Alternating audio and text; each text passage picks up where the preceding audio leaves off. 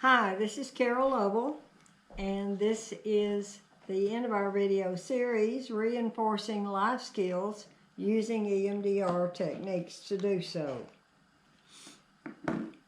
There are many life skills that we need. One is language. A lot of people are so negative, and they always look on the dark side and always see the glass half empty.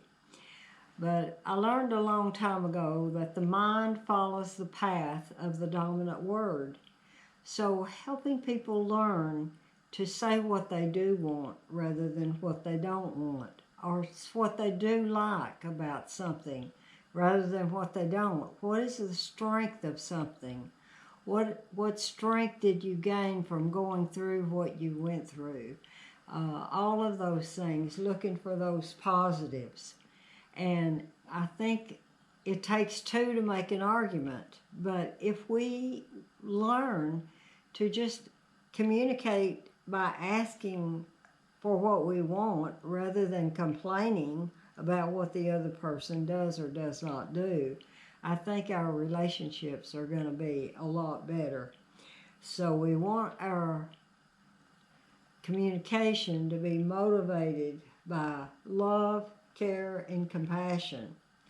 And so we want those arguments to cease.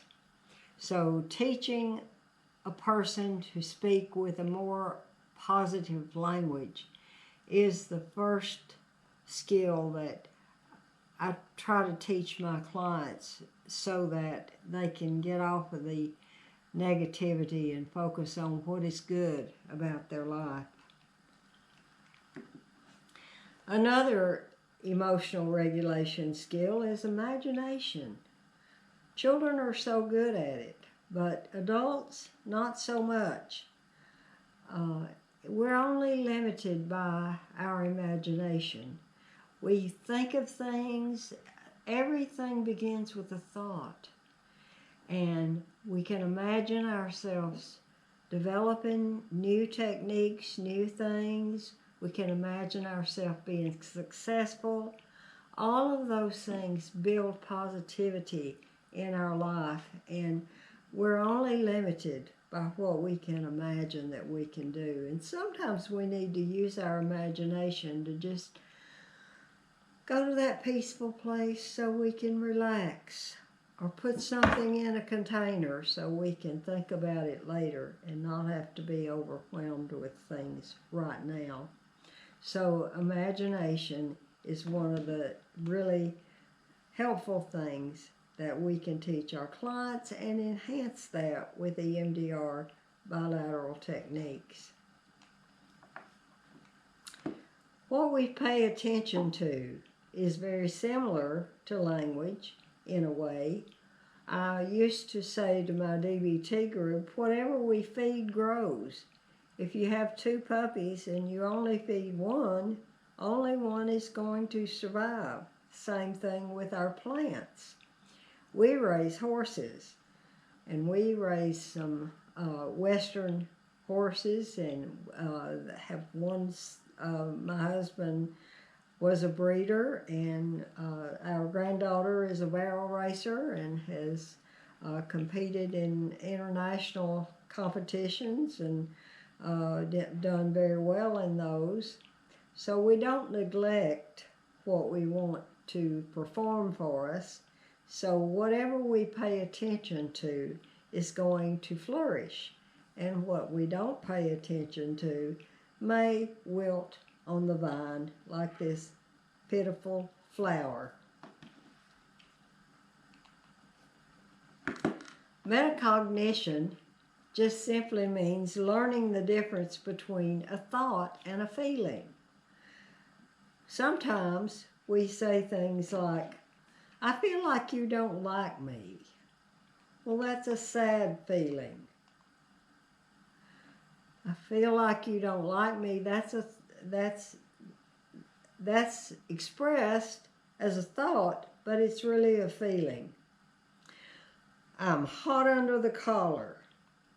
Well, that is an emotion. That's not a thought. That is an emotion. We are angry or feeling enraged. We may say, I feel like it's going to be a bad winter. I have fear. I'm afraid of the terrorist. I'm afraid of the COVID. I'm afraid of this or afraid of that. Fear paralyzes, actually. It has good use, but also expressing it as a thought as if it just can't be changed. Of course it can be changed. We can learn to face our fear. She's pretty hot is a statement some people make, and I think that must be lust. That is feeling, that is also an emotion. I feel a little giddy today. I feel like play. I'm social. So that is our play emotion coming to bear, and it is an emotion rather than just a thought. Dying to get a new car. Back in 2019, that was me. I just had my mind made up I needed a new car, and that was an emotion motivating me. But I know that emotion motivates most of our buying, so that's the seeking system. And actually, I did need a new car. And then my heart is singing with joy. We all love that one, but that's an emotion. If our heart is singing, we are feeling joyful. So learning the difference in a thought and a feeling is one of the ways that we teach people to be more accurate in conversation, and learn also that emotions, we can change our emotions, sometimes with our language or what we pay attention to. Time orientation is another.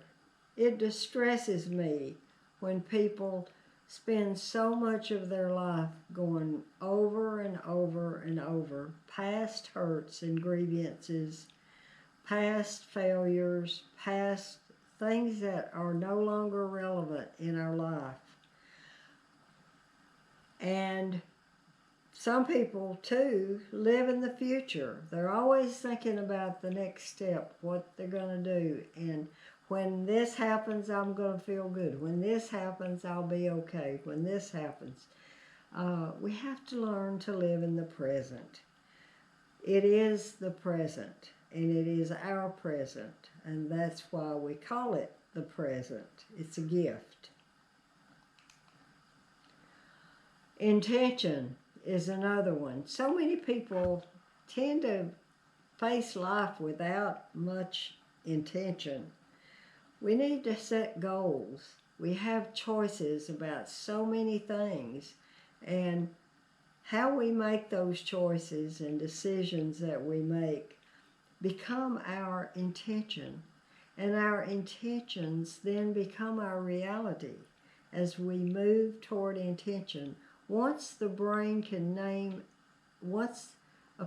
can name an intention, the brain will go to work to bring that intention to pass. The brain will give us ideas and motivation to move toward that intention. So face life with intention. I tell my clients, come in here when you come to see me with an intention. What do we need to get done today? How can we use this time productively? Have intention. Intuition's another one. Sometimes we don't pay attention to our intuition. We sort of know what we need to do, but maybe we're not ready to do it. We fail to act sometimes when we have the intuition to go ahead with something. So learning to consider our intellectual, our emotions, put them all together, and make our decisions sometimes based on intuition. We have a gut brain, you know, and that most of the time will guide us in the right direction. Interoception is internal body awareness, learning our signals, learning when we're tired. That's the time we need to get ready, go to bed, go to sleep. When we're sleepy, the body cycles about every 90 minutes. And on the down part of that cycle is when we feel tired. In the daytime, that may be when we get up to get a drink, or we move around a little bit, get another cup of coffee, or do something to self-soothe because we're having a down period. At night, when it's getting close to our bedtime, we have a little bit of a sinking feeling. We can learn to find it when we pay attention to it. So that's the time to pull up the covers and go to sleep. So there's a lot of things about sleep hygiene that are important too, like going to bed at the same time every night, teaching people how to overcome their sleep disorder, because I have so many of my clients have difficulty sleeping. So we can teach them, don't go on the computer till you're ready to go to sleep. It takes a while for your brain to settle down. Do something quiet. Don't need to do exercise or shower right before bed, because that can be stimulating to us. So also learn when we are full. A lot of people have eating disorders that come to see us, and an eating disorder can be avoided if we can learn when we're full and to back away from that, because sometimes we push through that. Food tastes so good, we'll push through that period, that little bit of a sensation we have in our throat. We take our first deep breath in a meal, that means we're just about ready to stop. We're about full. It may take about 20 minutes to really feel full, so if we stop, that feeling of being full will come, and we don't have to go through the agony of feeling like we're too full, because that's no fun. Also, interoception tells us where we feel our pain, where we need help, where in our body this is. Helps us to describe those things maybe to our physician and others when we need help with it. So, interoception. So, self-control. There are so many things involved in our self-control. We have to learn to strengthen it, to sometimes control those 7 emotional circuits so that we do the most realistic thing. Self-control determines our ability to form social networks, our ability to decide on how much of a risk we need to take, to just form lifestyle strategies of being responsible, being independent, and being accountable for ourselves because we do the right thing. So self-control, we all know what that's about. Self-awareness is another life skill that I think is important. Knowing how we come across to other people. Being aware, do we come across as needy, or do we come across as bossy or controlling, or are we seen as friendly and helpful, or are we seen as somebody that really doesn't care? So learning that self-awareness is an important life skill. Another one is learning to be non-judgmental. We are so judgmental, not only about other people sometimes. We actually are kinder in our judgment toward other people than we are ourselves. We are so self-critical, holding ourselves to such a high standard. So we use a different measurement, something that we feel our friend could be easily forgiven for and get up and try again. We just keep saying how stupid we are or how incompetent we are, and we say real negative things to and about ourselves that we shouldn't do, because when we speak all that stuff, we can cause it to come to pass. So focus on the consequences. Focus on the fact that if you didn't do your homework, you're probably not going to get to go out for playtime. If you don't do your work, you may get a visit from your boss. So if we focus on the consequences rather than judging how bad a person we are, we'll be so much better off. So in summary, I would tell you that how much I love and respect EMDR and use it in my practice so many ways. I do clear trauma using the basic standard protocol, and I use all three methods on the processing continuum to do that. And I'll use it for past, present, and future events.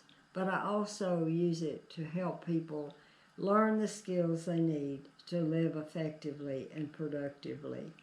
And so thanks for watching our videos today.